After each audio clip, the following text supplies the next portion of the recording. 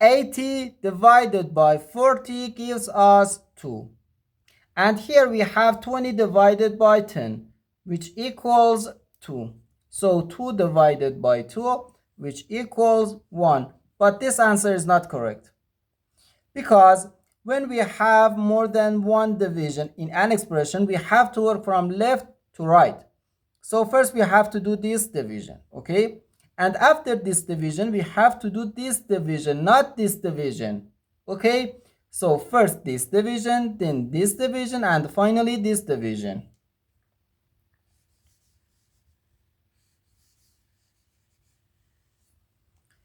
$80 divided by 40 is just 2. So we have 2 divided by 20 divided by 10. No, we must do this division. 2 divided by 20 can be written as 2 over 20. Then divided by 10. Okay? Now, according to the KCF rule, K stands for keep, C stands for change, and F stands for flip. We can write keep the first fraction, 2 over 20, change division to multiplication, and flip the second fraction, 1 over 10. So we have 2 over 20, then times 1 over 10.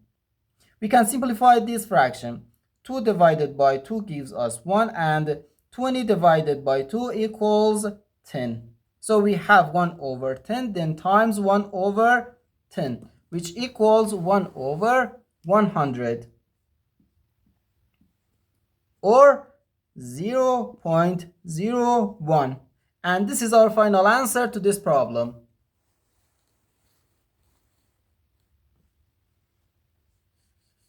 The correct answer is 0.01.